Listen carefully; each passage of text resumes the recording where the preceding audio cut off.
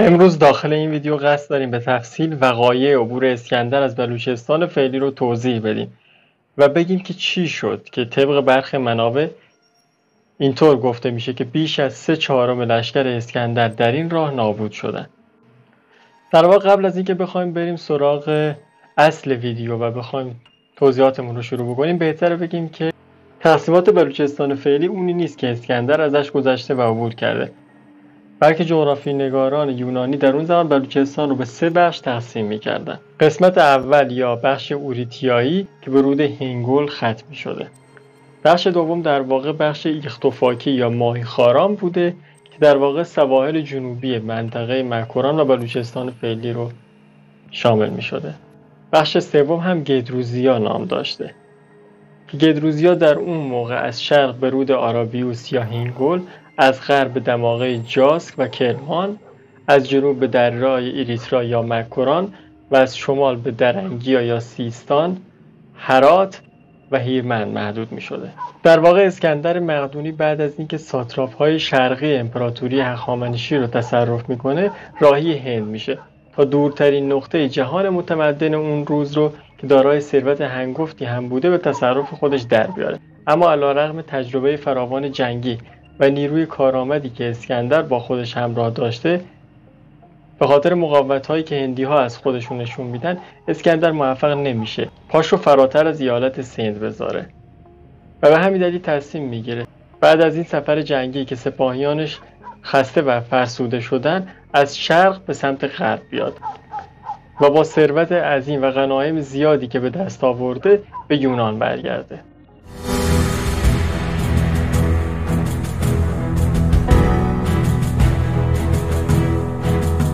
اسکندر در واقع در این مسیر بازگشت لشکریان خودش رو به 3 قسمت تقسیم میکنه. قسمت اول لشکر به فرماندهی کریتروس با بار و بونه و غنایم زیاد از طریق آراخوزیا یا هیرمند و درنگیا یا سیستان امروزی عازم غرب میشن.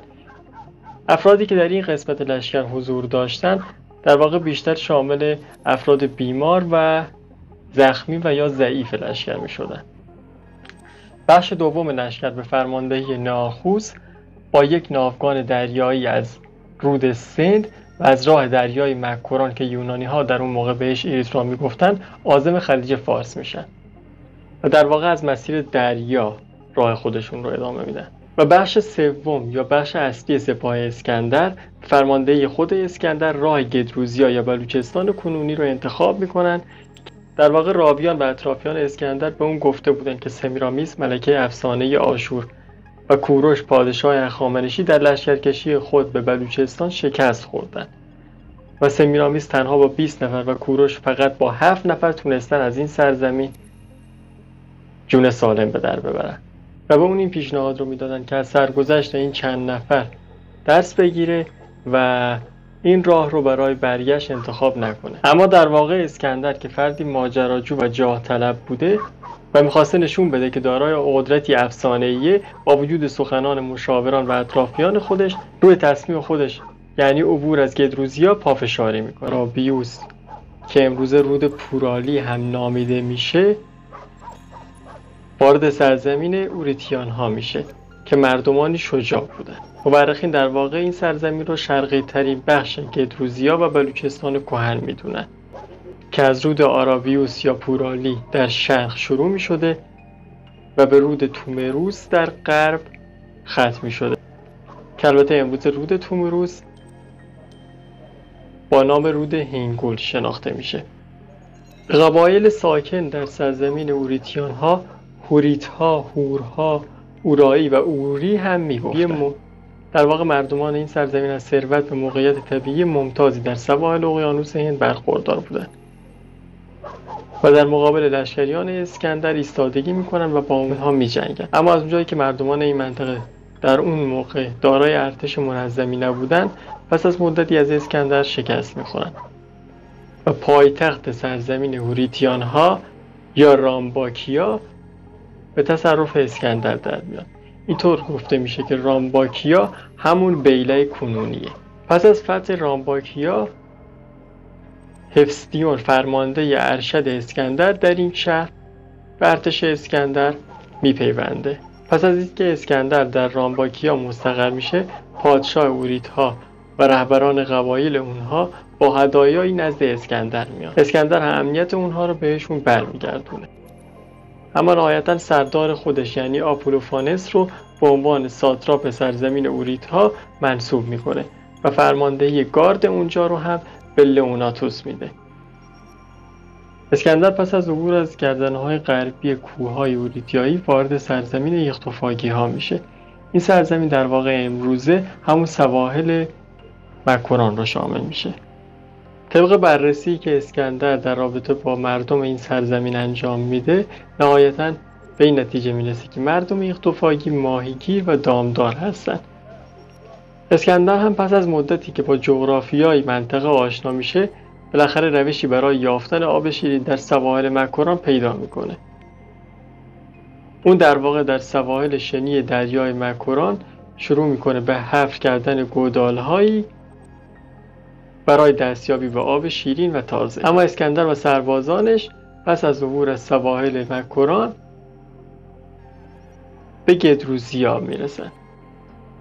لازم بگیم که تا اینجا مردم محلی هم سرزمین اوریتیایی ها و هم سرزمین یختوفاگی ها مقاومت هایی رو علیه اسکندر نشون میدن، اما اسکندر موفق میشه نهایتاً به روش های مختلف این مردم رو شکست بده و خودش رو به سرحدات گدروزیا برسونه. گدروزیا هم در واقع میشه گفت که اگه الان بخوایم معادلش رو داخل بلوچستان بگیم، اون قسمتی از بلوچستان رو شامل میشه که بلافاصله بعد از سواحل ما میتونیم اون قسمت رو در واقع به سمت داخلتر در بلوچستان مشاهده بکنیم. قسمتی که در اون موقع گدروزیا نامیده میشده از لحاظ جغرافیایی هم با سرزمین های اوریتیایی و یختوفاگی فرق میکرده. دو قسمت دیگه بلوچستان در اون زمان بیشتر ساحلی بودن و آب و هوای مرطوب داشتن، اما گدروزیا دارای بیابان‌های زیاد و آب و هوای خشک بوده. همچنین اقوام داخلی گدروزیا برخلاف ساحل‌نشینان طبعی جنگجوتر و خشن‌تر داشتند. اونها با حملات زیادی که به لشکریان اسکندر میکنن، نهایتاً در چند مورد با اسکندر وارد جنگ میشن.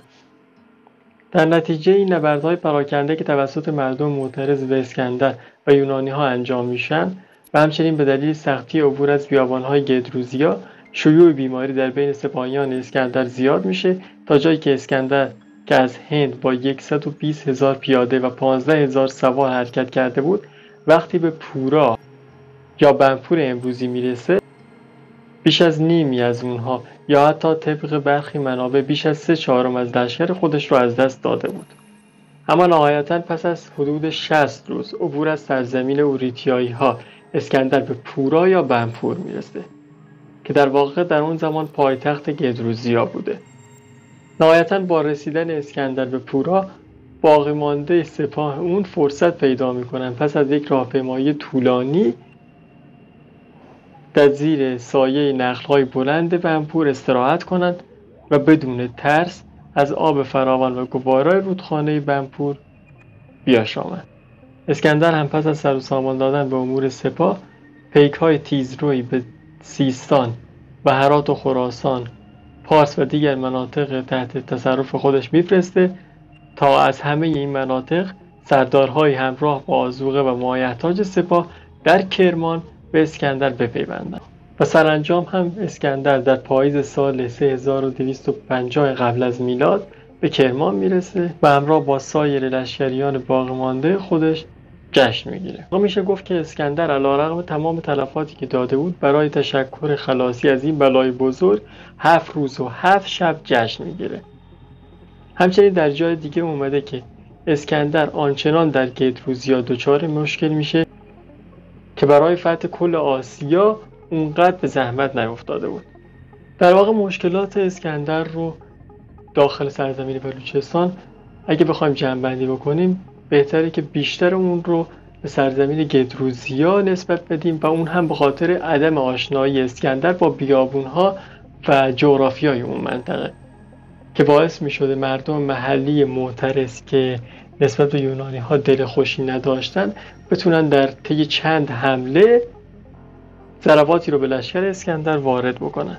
سربازان لشکر اسکندر هم در واقع در همین بیابان ها دچار بیماری میشن و بخش اعظم سپاه در بیابان های گدروزیا تلف میشن. نهایتاً برآیند حملات جنگجویان محلی و تلفاتی که بیماری به سپاه اسکندر وارد میکنه باعث میشه اسکندر ضربه زیادی از این سفر بخوره. اسکندر در واقع وقتی به ممالک تحت تصرف خودش برمیگرده مشاهده میکنه که تمام مناطق تحت تصرف اون دچار آشوب شدن و خبر این بدبختی اسکندر طوری در ممالک تحت تصرفش پخش شده که نهایتا اسکندر مجبور میشه برای تنبیه و منظم ساختن قلمرو خودش مجددا به بسیاری از مناطق لشکرکشی کنه. در واقع اسکندر بعد از اینکه از گدروزیا جون سالم به در میبره به یکی از فرماندهان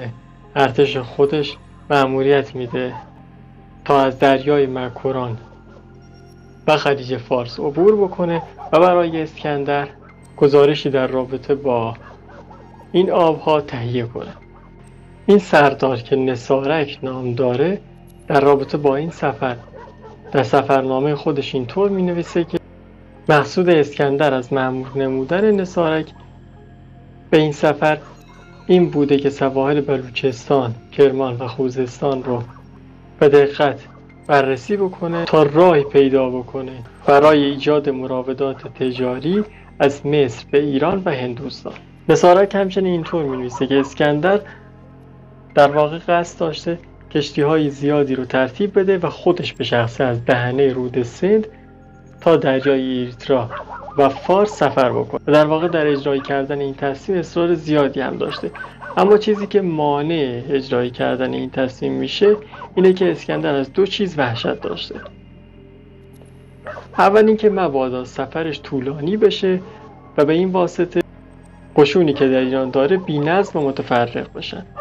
در ثانی میترسیده که باد مخالف کشتی های اون رو به ناحیه غیر آباد و لمگزرع ببره و یا غرق بکنه. همین دلیل اسکندر از تصمیم خودش کوتاه میاد و به جای خودش یکی از سردارهای نزدیک و مورد اعتماد خودش رو به این سفر مأمور میکنه. نسارک همچنین مینویسه که ابتدای سفر سال 11 سلطنت اسکندر و 2 اکتبر در سنه 326 قبل از میلاد که 32 کشتی بزرگ و چند کشتی کوچک برای این سفر به من سپرده شد. در واقع نسارک سفر خودش رو از رود سند آغاز میکنه و همینطور به سمت شرق میاد و از دریای مکران و همینطور خلیج فارس عبور میکنه و سفرنامه ای از جزیره ها و مناطقی که در این راهها باشون برخورد میکنه رو تهیه میکنه. در واقع نسارک در سفرنامه خودش به چند شهر خاص هم اشاره میکنه که ما در ادامه نکاتی رو در رابطه با این شهرها ذکر میکنیم. یکی از این شهرها در واقع بندر میناب هستش که در واقع نسارک در مورد این شهر اینطور میگه که زمانی که افراد اسکندر و نسارک به این شهر میرسن اونها در این شهر استراحت میکنن. نسارک در سفرنامه خودش از جزیره به نام جزیره او آراکتا نام میبره که در واقع میشه گفت که به طور قطع مشخص نیست این جزیره کیش بوده یا جزیره قشم. اما نسارک در رابطه با این جزیره میگه که دارای تاکستان و نخلستان‌های فراوانه و طول جزیره هم 800 استان. همچنین نسارک اینطور ذکر میکنه که حاکم این جزیره فردی به نام مازانس بوده در اون موقع و همینطور میگه که در این جزیره قبر یکی از سلاطین بزرگ قرار داره که از سلاطین کشور ایران بوده و به اریتر معروفه که در واقع میشه گفت که نام دریای اریترا یا عمان فعلی هم از روی همین پادشاه بزرگ گرفته شده در اون موقع. در واقع نسارک در طول سفر خودش از سند شروع میکنه و به ترتیب در مکانهایی که در ادامه گفته میشه توقفهایی رو انجام میده. رودخانه تومیروس، سواحل کربیس، بالانیوس، بارنا، شیشیزار، تملنا، کانازیدا، بندر ابراهیمی، رودخانه آرمیز، جزیره هرمز، جزیره کیش، بوشهر، بندر دیلم، رودخانه اندیان، فرات، دجله، خوزستان. سفر نصارک در واقع در خوزستان به پایان میرسه و به دیدار اسکندر در خوزستان میره.